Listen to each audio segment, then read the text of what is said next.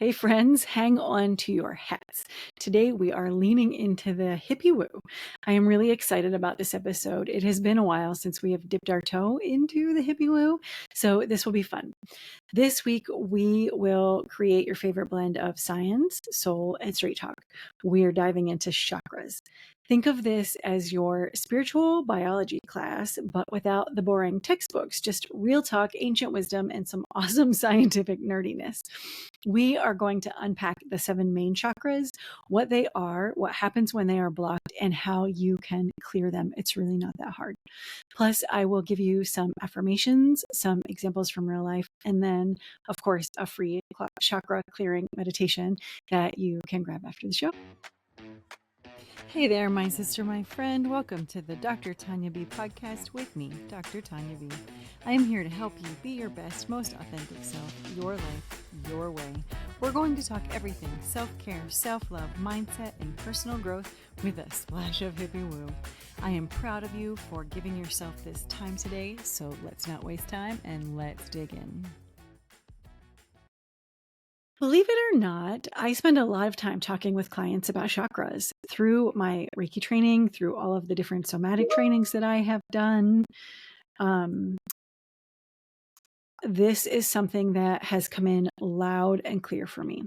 I get a lot of information about people and for people through their chakras. It tends to take people by surprise, and also it is always fascinating to work with. Sometimes it takes me by surprise too. So I thought that we could spend some time here today just talking about this. So let us start with exactly what the heck is a chakra anyway. Simply put, they really are just energy centers that are in your body that act like spiritual switchboards. So they are receiving, they are processing, and they are radiating energy. And that energy impacts your physical, your emotional, and your mental well-being. Think of them sort of as invisible batteries that are powering everything from your digestion and confidence to your creativity and your intuition. The word chakra comes from Sanskrit, meaning wheel or disc. That is because each chakra sort of spins like a vortex. It goes around in both directions, and it is keeping that energy in your body moving but also within alignment. So chakras are ancient traditions and have been around for more than 2,500 years. The sacred texts explored consciousness, the subtle body, how energy flows through human beings. Later, chakra teachings evolved through like tantric and yoga philosophy, integrating spiritual practices with body awareness. Think about Ayurveda and Chinese medicine. They both share views on energy centers, meridians, internal balance, all through the systems that differ slightly in language and mapping. And then Western science is really just starting to catch up. While chakras aren't necessarily organs that you can dissect in a lab, research supports that mind-body energy connection. So each chakra, I'm getting tongue twisted on the chakras. Each chakra correlates with major nerve plexuses, endocrine glands. For example, your heart chakra, which sits right where your heart is also aligns with like the thymus and cardiovascular health. That makes perfect sense, doesn't it? And then studies on somatics and trauma. Remember last week we talked about how the body keeps score, the book by Bessel van der Kolk. Boy, I still have trouble saying his name. This validates how emotions are stored in the body, often in the same regions associated with the chakra blockages, right? So practices that target chakras like yoga, like breath work, like sound healing or meditation have all been shown to reduce anxiety and inflammation and even improve your immune function. So while modern medicine doesn't, at least not yet, prescribe chakra alignment as a treatment plan, integrative health practitioners, Reiki masters, acupuncturists, holistic coaches, people like me use that knowledge, the chakra knowledge, to identify imbalances and to support healing. For example, chakra imbalances can correlate with trauma responses like anxiety and depression, or even autoimmune flare-ups. Tools like crystals, sound bowls, visualization, hypnotherapy, all of those could unblock some of that stuck energy. They can clear your emotional baggage. They can support your regulation. So basically, sister, your energy matters. It matters. And the chakras are your roadmap to figuring out that energy. And so if you are still not sure if this is real, if this is just too far into the hippie woo, think about this. If you have ever felt stuck or disconnected or anxious or emotionally numb, maybe overreactive, insecure, burnout, or just straight up out of alignment, it is not just in your head. It is often in your energy. And guess what? That's really good news. It's good news because you can clear that. Chakras give you language and they give you tools to identify what is really going on under the surface and then to heal it. So, like I said earlier, there are 7 main chakras. We're going to walk through each one of them now. We're going to talk about the location of that chakra in your body, the color that is associated with it, what each one of them represent in your body, and an example and then an affirmation for each one. Are you ready? Let's do it. All right, so we're going to start with the base. That is your root chakra. So that is located literally at the base of your spine in the tailbone area, right? That makes sense. It's at the very bottom. And so that is associated with the color red, like a "you are safe" stop sign kind of red. This is about safety. It is about survival. It is about security, like your internal "am I okay" alarm kind of thing.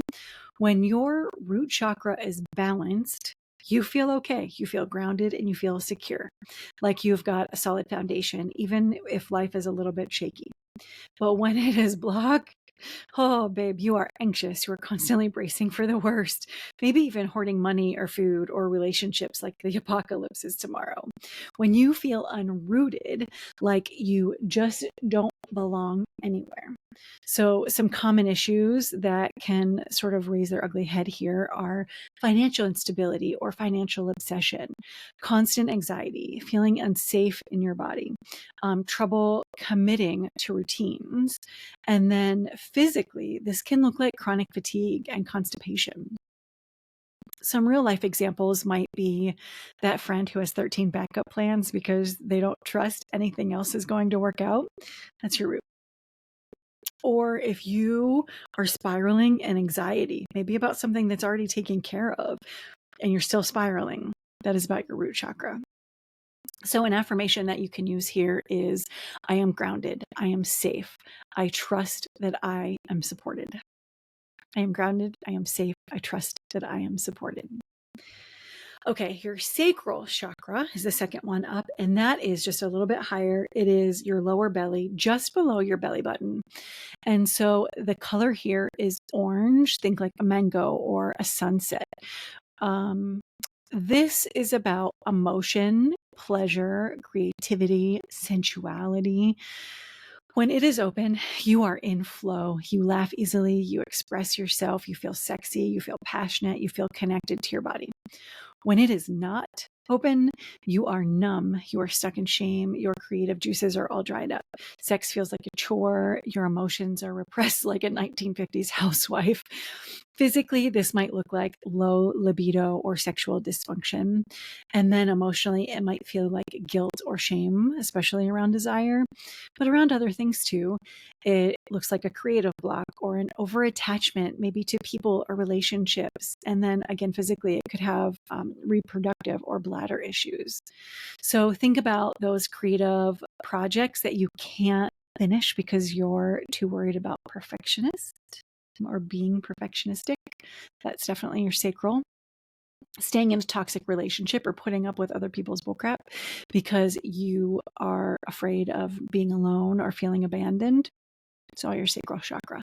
So an affirmation might be, I deserve pleasure. My emotions are sacred. I create with joy. It's one of my favorites. I create with joy. Solar plexus. So this is right where your upper abdomen, but right where your rib cages meet, sort of like above your belly button, below your heart, right where the rib cage comes together. And the color is yellow, like a bright sunshine or bright sunlight. This is about your personal power, your self-worth, your motivation. This is your inner badass. When you are open, you know your worth, you set your boundaries like a queen, and you move through life with purpose. When it is not, when you are not open, you shrink.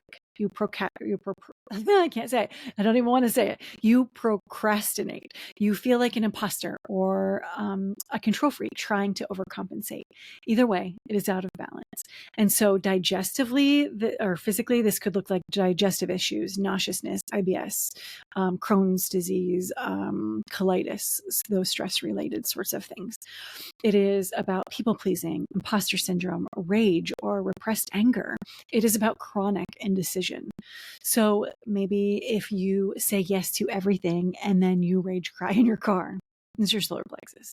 If you sabotage your own success, and we all have done this to a degree, yep, that's where this is coming from. So an affirmation might be, I am powerful. I am enough. I choose what aligns with my truth. I choose what aligns with my truth. A lot of women have a hard time with that area. The next one up, right above that, is your heart chakra, right exactly where your heart sits, right in the center of your chest. And so for the color, think spring green, or sometimes even a soft pink. It's whichever one you feel best about, whatever resonates for you. For me, it's that soft or that spring bright green. This is about, of course, love. It's about compassion. It's about forgiveness. It's about connection. This is about your capacity to give and receive love, not just romantic, but self-love, friend love, universal love. When it is blocked, you are guarded. You are building walls, not boundaries. When you are holding grudges or you give until you burn out. I find that a lot of people, especially women, struggle with this area in terms of giving without resentment, because we're giving because it's an expectation. I personally struggle here, and I've spent a lot of time working on around receiving. That is where I've really struggled, is receiving and then not feeling resentment around that. So some common issues might be grief or heartbreak or emotional numbness, trouble trusting others, codependency or emotional detachment. Physically, it might look like asthma or heart issues or immune dysfunction. Some examples might sound like you no longer cry at sad movies, or you just feel like your heart is hardened, or you're still mad at your ex from 10 years ago. Maybe that is your heart chakra holding on. So an affirmation that you could use is, I am in love. I forgive myself and others. I am open to connection. That's a good one. Okay, so your throat chakra, literally right here at your throat, and that is either a teal blue or an aquamarine color. This is about communication, about truth, expression, boundaries through words, and control.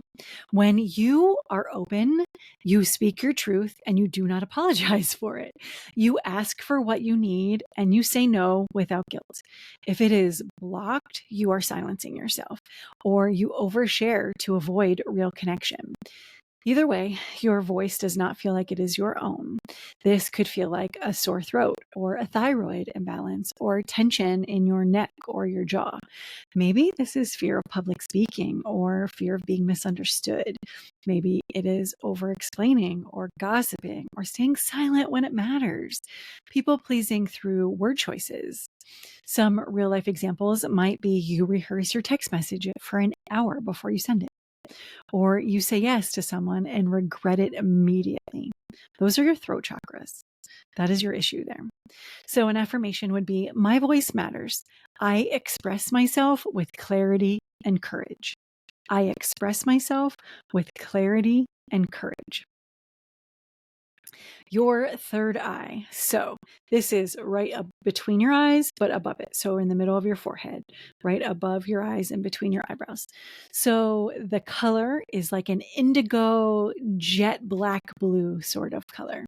This is about intuition, insight, seeing beyond the obvious. This is your inner GPS. When you open when it is open, you trust your gut, you see the truth, you do not fall for a bunch of BS. When you are blocked, you are overthinking, you are doubting everything, you are ignoring red flags so hard that they turn into stop signs. Physically, this might look like headaches, migraines, tension in your brow. It could also feel like a poor memory or brain fog or doubting your gut instinct. It could be nightmares. It could be insomnia. Some examples are, think about that time that you just knew that person was not right, but you stayed there anyway. That is your third eye. When you are constantly asking other people for advice instead of trusting yourself, that is a block in your third eye. So let's use affirmations like, I trust my inner wisdom. I see clearly and I act with insight. I see clearly and I act with insight. Okay, and the last one is the crown chakra. So this is not physically in your body like the other ones, but this sits right on top of your head, just like a crown would. So it is just above your head, like you are wearing a crown. So the color here is either violet or white, whichever one resonates with you. And this is about spiritual connection. It is about purpose. It is about unity with all. This, my friend, is your cosmic Wi-Fi. When this is open, you feel like you are at peace, like you are connected, you are purposeful, even when your life is chaotic.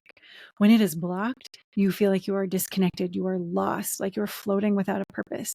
It could look like depression, apathy, spiritual cynicism. Some common issues look like loneliness, existential dread, depression, spiritual confusion, feeling aimless or cut off from meaning. And it can feel like your nervous system is in constant overload. We hate that feeling. That for me feels like chaos. There's just constant chaos going on. Some real life examples are feeling like nothing matters, no matter how good things are, or you catch yourself saying, I just feel disconnected from myself. That is your crown chakra, my friend. So here's an affirmation that could look like, I am connected, I am guided, I am part of something greater. I am connected, I am guided, I am part of something greater. So there you have it. This is my hot take on all 7 of the chakras. When I am working with a client, I will often do a reading beforehand, which will either tell me that there is an issue with a specific chakra or even words or emotions that are associated with that chakra. So maybe something from their past, a trauma that they have dealt with, something that landed on them.